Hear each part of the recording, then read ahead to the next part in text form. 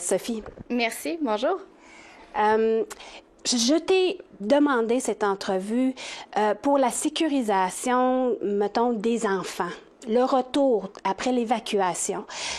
Pourquoi est-ce important de discuter avec nos enfants? En fait, les enfants, dans les dernières semaines, ils ont entendu parler des feux.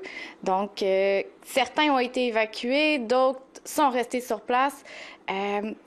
Souvent, les enfants, quand ils n'ont pas l'information, ils vont recevoir l'information d'une autre façon.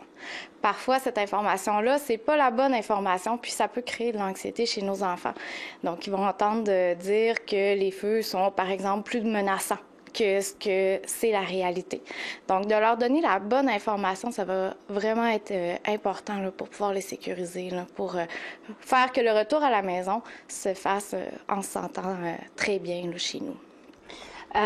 Une maman puis une papa qui nous écoute en ce moment, comment doit-il intervenir ou entreprendre cette discussion-là avec leurs enfants? En fait, je vous dirais, partez des questions de votre enfant. Votre enfant, il sait un peu ce qu'il s'est passé. Sûrement, si vous lui posez la question, justement, qu'est-ce qui s'est passé à l'école, comment tes amis en ont parlé, mais il va être capable de vous donner les informations qui l'ont marqué le plus.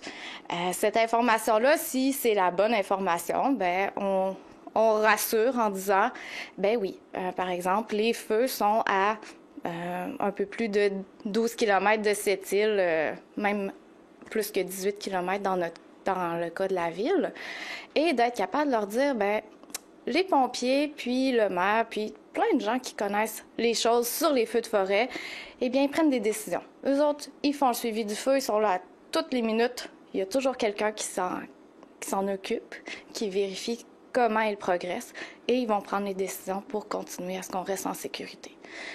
Si les enfants en parlent pas, ça ne veut pas dire non plus qu'ils ne sont pas préoccupés par la situation qui se passe en ce moment. Non, c'est sûr que leur attitude peut aussi parler de comment ils se sentent. Donc, si votre enfant, vous remarquez qu'il a un petit peu plus mal au ventre ou qu'il est plus irritable, ça peut être un signe que votre enfant il est un petit peu plus stressé. Donc là, à ce moment-là, selon ce que vous savez que votre enfant là, peut penser, donc essayez d'aller poser un peu plus de questions. Hein? Des fois, il y a certains enfants qui vont dire « Ah, ben ça fait longtemps que j'ai pas vu mamie, je sais pas où est-ce qu'elle est, est-ce qu'elle est en sécurité, par exemple? » Donc là, ça va vous donner l'information sur c'est quoi que votre enfant, c'est quoi qui l'inquiète. Il n'y a pas juste Ouachette Macmalaitenam qui a été touché par les feux. On parle aux communautés, mettons, Anishinaabe, Cri, Atikamekw. Est-ce que vous conseillez que les écoles aussi doivent prendre le temps, quand que le tout sera peut-être terminé, il va y avoir une fin à tout ça, est-ce que vous suggéreriez que les écoles aussi prennent cette démarche-là à avoir les informations ou ces types de conseils-là auprès de leurs élèves? Je vous dirais, c'est chaque enseignant qui s'occupe de ses élèves va voir un peu comment l'état des élèves dans sa classe. Dans certaines classes, les enfants, ils ont déjà eu la bonne information, on sent qu'ils sont bien. Donc, on les accueille en disant qu'on est content qu'ils soient de retour, qu'on est content d'être dans un environnement où est-ce qu'on est en sécurité, où est-ce qu'on est bien. Et il y en a d'autres qu'on va sentir qu'il va y avoir peut-être plus d'enfants fébriles.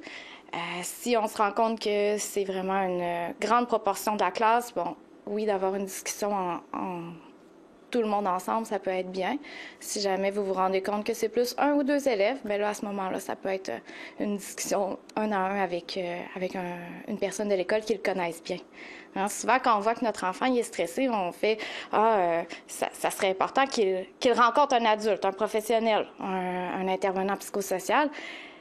Souvent, d'être rassuré par quelqu'un qu'on ne connaît pas, c'est pas nécessairement rassurant non plus. Donc, vraiment, là, les gens que votre enfant connaît bien sont les premières personnes là, pour le rassurer, dans la mesure où ces personnes-là sont calmes aussi. Hein, c'est important pour nous, en tant qu'adultes, d'être capable si on est trop inquiet par rapport à ces feux-là, mais notre anxiété, on va la communiquer aussi à notre enfant. En fait, il faut quand même que la discussion se termine à un moment donné. Hein? C'est sûr qu'on ne peut pas passer 3-4 heures à essayer de rassurer un enfant qui est dans l'anxiété. Donc, à ce moment-là, si on se rend compte que l'anxiété, même en parlant, ça se calme pas, ça veut dire qu'on doit peut-être aller vers une autre stratégie, comme changer de sujet ou réussir à retourner dans notre quotidien. C'est sécurisant aussi de dire que là, on retourne à l'école. Il y a plusieurs enfants que ça va leur faire du bien, qui se sont ennuyés de l'école. Hein? Et non, de dire non, ça, on n'en parle pas, ou même des idées assez farfelues. Moi, j'ai des gens qui m'ont dit « Ah, le feu, il est juste à côté. » Non, il n'est pas exactement juste à côté. C'est vrai qu'il y a des gens qui trouvent qu'il est trop proche, mais c'est encore très loin. C'est de dire, par exemple, tu sais, c'est quoi la distance entre Maliotenam puis quand on vient en ville? Ouais. Donc ça, c'est la distance entre Malio et le feu environ. C'est juste qu'il n'est pas en ville, il est plus loin dans le bois. Donc, si le feu il vient vers nous, on va avoir le temps de le voir venir. Donc, de réussir à le rendre concret, ça peut aider notre enfant, tout dépendant de son âge. Tchinishkemeden, Sophie Couture.